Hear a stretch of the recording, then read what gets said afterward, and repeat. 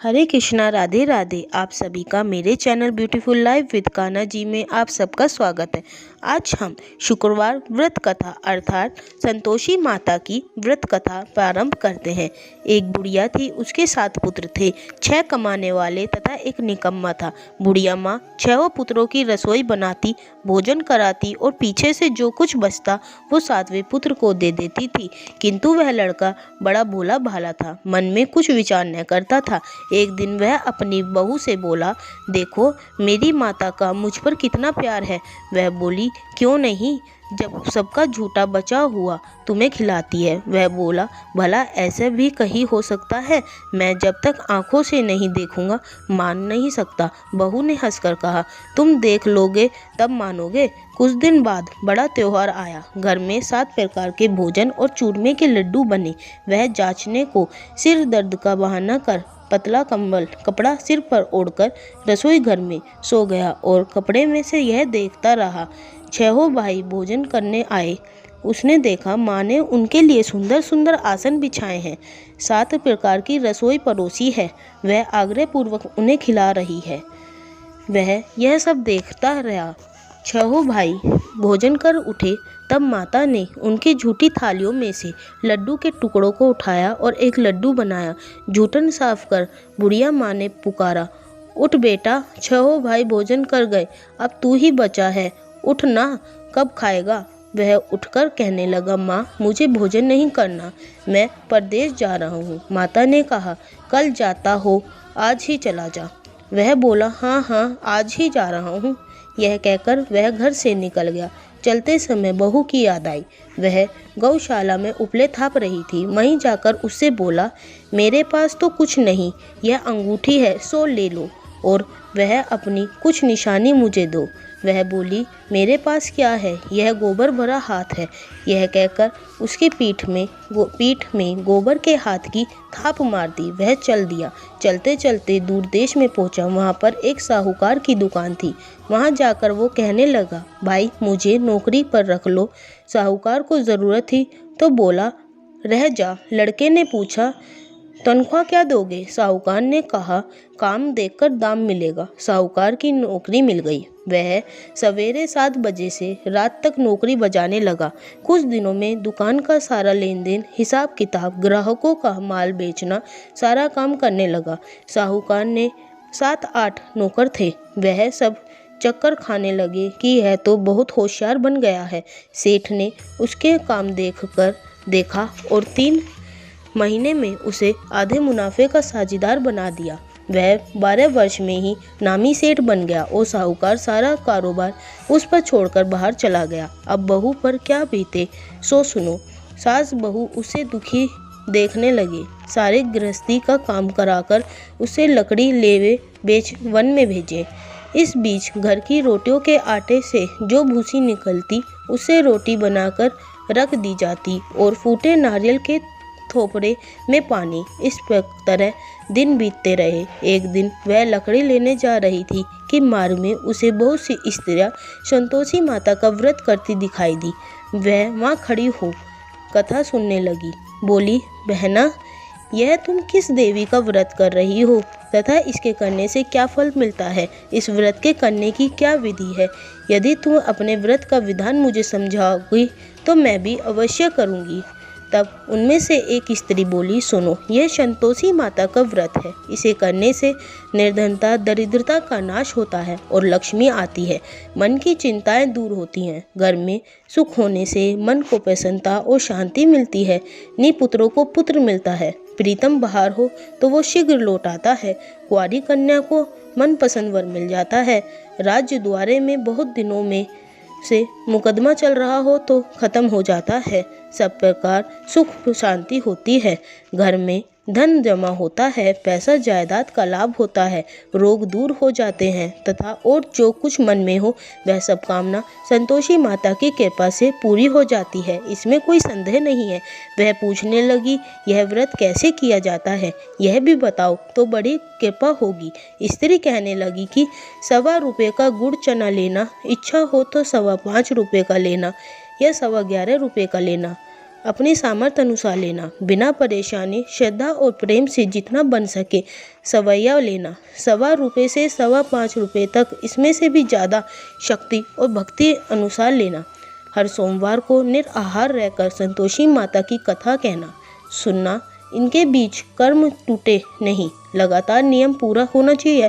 सुनने वाला कोई न मिले तो घी का दीपक जला, उसके आगे जल के पात्र को रखना, कथा कहना, किंतु नियम न टूटे। जब तक कार्य सिद्ध न हो नियम पालन करना और कार्य सिद्ध हो जाने पर व्रत का उद्यापन करना।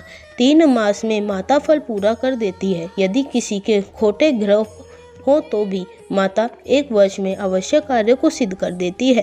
कार्य सिद्ध होने पर भी उद्यापन करना चाहिए, बीच में नहीं।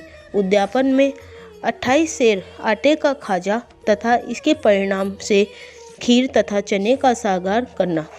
8 लड़कों को भोजन कराना, जहाँ तक मिले देवर जेठ भाई बंधु कुंभ के लड़के लेना, ना मिले तो रिश्तेदारों और पड़ोसियों के लड़के बुलाना, उन्हें भोजन कराना। यथाशक्ति दक्षिणा दे माता का नियम पूरा करना। उस दिन घर में कोई खटाई ना खाने पाए। यह सुनकर बुढ़िया के लड़के की बहू चल दी। मार्ग में लकड़ी के बोझ को बेच दिया और उस पैसे से गुड़ चना ले माता के व्रत की तैयारी कर आगे चली और सामने मंदिर देख पूछने लगी, यह मंदिर किसका है? सब कहने लगे कि संतोषी माता का है। यह सुन माता के मंदिर में जा माता के चरणों में लौटने लगी। दीन होकर विनती करने लगी, माँ मैं निपट मूर्ख हूँ, व्रत के नियम कुछ नहीं जानती, मैं बहुत दुखी हूँ। हे माता जग जननी, मेरे दुख दूर कर, मैं तेरी शरण में हूँ। माता को उस पर दया आई और एक शुक्रवार बीती कि दूसरे शुक्रवार को ही इसके पति का पत्र आया और तीसरे को उसका भेजा हुआ पैसा भी आ गया। यह देख जेठानी मुंह सिकोड़ने लगी, इतने दिनों में पैसा आया, इसमें क्या बड़ाई है। लड़के ताने देने लगे। काकी के पास अब पत्र आने लगा, रुपया आने लगा, अब तो काकी के खातिर बढ़ेगी, अब तो काकी बुलाए से भी न बुलाएगी। बेचारी सरलता से कहती, भैया पत्र आवे रुपया आवे तो हम सब के लिए अच्छा है। ऐसा कहकर आंखों में आंसू भरकर संतोषी माता के मंदिर में आ मातेश्वरी के चरण में गिरकर रोने लगी। माँ मैंने तुझसे पैसा नहीं मांगा, मुझे पैसे से क्या कम है, मुझे तो अपने सुहाग से काम है, मैं तो अपने स्वामी के दर्शन और सेवा मांगती हूँ।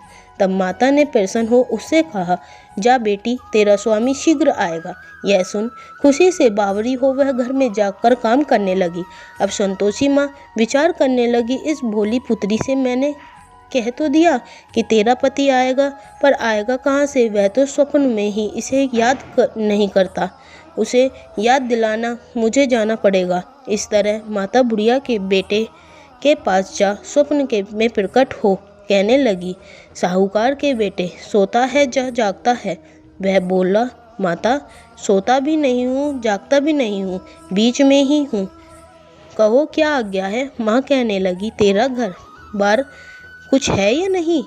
वह बोला, मेरा सब कुछ माता, माँ बाप भाई बहन बहू, क्या कमी है?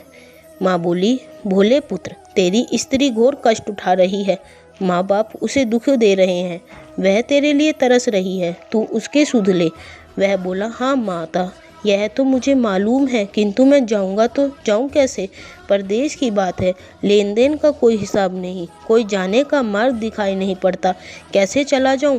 माँ कहने लगी, मेरी बात मान, प्रातः नहा धोकर संतोषी माता का नाम ले, घी का दीपक जला दंडवत कर दुकान पर जा बैठ, देखते देखते तेरा लेन देन सब चूक जाएगा, जमा माल बिक जाएगा, सांझ होते होते धन का ढेर लग जाएगा। प्रातः बहुत जल्दी उठ उससे लोगों से अपने सपने के बात कही तो वे सब उसकी बात अनसुनी कर खिल्ली उड़ाने लगे, कहीं सपने भी सच होते हैं।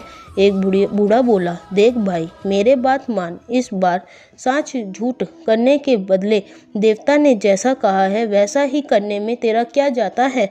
वह बूढ़े की बात मान स्नान कर संतोषी माता को दंडवत कर घी का दीपक जला दुकान पर जा बैठा। थोड़ी देर में वह क्या देखता है कि देने वाले रुपए लेने वाले हिसाब लेने लगे। कोड़े में भरे सामान के खरीदार नकद दाम में सौदा करने लगे। शाम तक धन का ढेर लग गया। माता का चमत्कार देख प्रसन्न हो मन में माता का नाम ले घर ले जाने की नियमता गहना कपड़ा खरीदने लगा और वहाँ के काम से निपट कर वह घर को रवाना हुआ। वहाँ बहू बेचारी वन में लकड़ी लेने जाती है। लौटते वक्त माँ के मंदिर पर विश्राम करती है। वह तो उसको रोजाना रुकने का स्थान था। दूर से धूल उड़ती देख वह माता से पूछते कि हे माता, यह धूल कैसे उड़ रही है।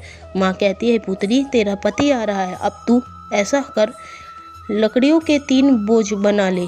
एक नदी किनारे रख, दूसरा मेरे मंदिर पर और तीसरा अपने सिर पर रख। तेरे पति को लकड़ी का गट्ठर देखकर मोह पैदा होगा, वह यहाँ रुकेगा। नाश्ता पानी बना खाकर माँ से मिलने जाऊँगा। तब तू लकड़ियों का बोझ उठाकर घर जाना और बीच चौक में गट्ठा डालकर 3 आवाज़ जोर से लगाना। लो सासू जी, लकड़ियों का गट्ठा लो, भूसी की रोटी दो और नारियल के खोपरे में पानी दो। आज कौन मेहमान आया है। माँ की बात सुन बहू बहुत अच्छा माता कहकर प्रसन्न हो लकड़ियों के 3 गठरे ले आई। एक नदी तट पर, एक माता के मंदिर पर और एक अपने सिर पर रखकर चली। सूखी लकड़ी देख उसकी इच्छा हुई कि अब यहीं विश्राम करे और भोजन बना खाकर गाँव जाए।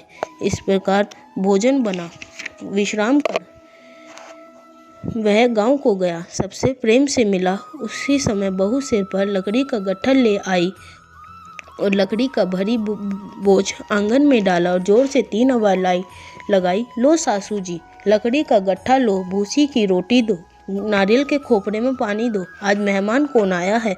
यह सुनकर सास बाहर अपने दिए हुए कष्टों को भुलाते हुए कहती है, बहू ऐसा क्यों कहती है, तेरा मालिक ही तो आया है। आ बैठ, मीठा भात खा, भोजन कर, कपड़े गहने पहन। इतने में आवाज़ सुन उसका स्वामी बाहर आ जाता है और अंगूठी देख व्याकुल हो माँ से पूछता है, माँ यह कौन है। माँ कहती है, बेटा यह तेरी बहू है। आज 12 वर्ष हो गए तू जब से गया है तब से सारे गांव में जानवर की तरह भटकती फिरती है। कामकाज घर का कुछ करती नहीं, 4 समय आकर खा जाती है। अब तुझे देख, भूसी की रोटी और नारियल के खोपरे में पानी मांगती है। वह लज्जित हो बोला, ठीक है माँ, मैंने इसे भी देखा है और तुझे भी देखा है। अब मुझे दूसरे घर की ताली दो, उसमें जाकर रहूँगा। तब माँ बोली, ठीक है बेटा, तेरी जैसी मर्जी, कहकर ताली का गुच्छा पटक दिया। उसने ताली से दूसरे कमरे में जो तीसरी मंजिल के ऊपर था खोलकर सारा सामान जमाया। एक दिन में ही वहाँ राजा के महल जैसा ठाट बाट बन गया। अब क्या था, वह दोनों सुखपूर्वक रहने लगे। इतने में अगला शुक्रवार आया। बहू ने अपने पति से कहा कि मुझे माता का उद्यापन करना है। पति बोला, बहुत अच्छा, खुशी से करो। वह तुरंत ही उद्यापन की तैयारी करने लगा। जेठ के लड़के को भोजन के लिए कहने लगा। लड़का जब भोजन के लिए चले तो पीछे जेठानी अपने बच्चों को सिखलाती है कि देखो, भोजन के समय सब लोग खटाई मांगना, जिससे उसका उद्यापन पूरा ना हो। लड़कों ने समझकर सिर हिलाया। फिर वह चाची के यहाँ भोजन करने के लिए चल गए और उन्होंने खीर पेट भरकर खाई, किंतु याद आते ही कहने लगे, हमें कुछ खटाई दो, खीर खाना हमें भाता नहीं, देखकर अरुचि होती है। बहू कहने लगी, खटाई किसी को नहीं दी जाएगी, यह तो संतोषी माता का प्रसाद है। लड़के तुरंत उठ खड़े हुए। बोले, फिर पैसे लाओ। बोली बहू, कुछ जानती नहीं थी, सो उन्हें पैसे दे दिए। लड़के उसी समय जा कहकर झमली ला खाने लगे। यह देखकर बहू पर संतोषी माता जी ने कोप किया। राजा के दूत उसके पति को पकड़कर ले गए। जेठ जेठानी मनमानी खोटे वचन कहने लगी। लूट कर धन इकट्ठा कर लाया था, सो राजा के दूत पकड़ कर ले गए। अब मालूम पड़ेगा कि जेल की हवा खाएगा। बहू के यह वचन सुनकर सहन सी गई। वह रोती रोती माता के मंदिर में गई। हे माता, तुमने यह क्या किया। हंसाकर अब क्यों रुलाने लगी। पहले सुख दिया और अब छीन लिया। माता बोली, पुत्री, तूने उद्यापन करके मेरा व्रत भंग किया है, इतनी जल्दी सब बातें भुला दी। वह रोती हुई कहने लगी, माता, भूली तो नहीं हूँ ना, मैंने कुछ अपराध किया है। मुझे तो लड़कों ने बोला कि डाल दिया, मैंने भूल से उन्हें पैसे दे दिए, मुझे क्षमा कर दो माँ। माँ बोली, ऐसी भी कहीं भूल होती है। वह बोली, माँ मुझे माफ़ कर दो, मैं फिर तुम्हारा उद्यापन करूँगी। माँ बोली, अब भूल मत करना। वह बोली, अब ना होगी। माँ, अब बतलाओ वह कैसे आवेगा। माँ बोली, जा पुत्री, तेरा पति मुझे मार्ग में ही आता हुआ दिखेगा। वह घर को चली। सामने से उसका पति आता हुआ मिला तो उसने उससे पूछा, तुम कहाँ गए थे। तब वह कहने लगा कि इतना धन कमाया है, उसका टैक्स राजा ने मांगा है, वह भरने गया था। वह प्रसन्नता हो बोली, भला हो, अब घर चलो। कुछ दिन बाद फिर शुक्रवार आया। वह बोली, मुझे माता का उद्यापन करना है। पति ने कहा, करो। जब उद्यापन की सब तैयारी हो गई तो वह फिर जेठ के लड़के से भोजन को कहने गई। जेठानी ने तो एक दो बातें सुनाई और लड़के को सिखा दिया कि तू फिर से खटाई मांगना। सातवें बेटे की पत्नी ने जैसे ही उसके सामने भोजन परोसा, वह लड़का कहने लगा, हमें खीर नहीं खानी, हमें खटाई दो। वह बोली, खटाई खाने को नहीं मिलेगी, भोजन करना है तो करो, नहीं तो जाओ। लड़के भाग के खड़े हो गए।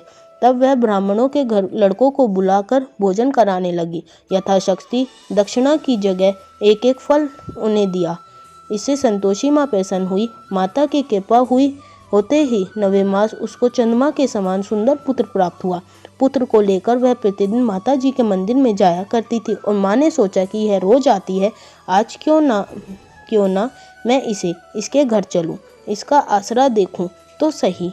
यह विचार कर माता ने भयानक रूप बना लिया।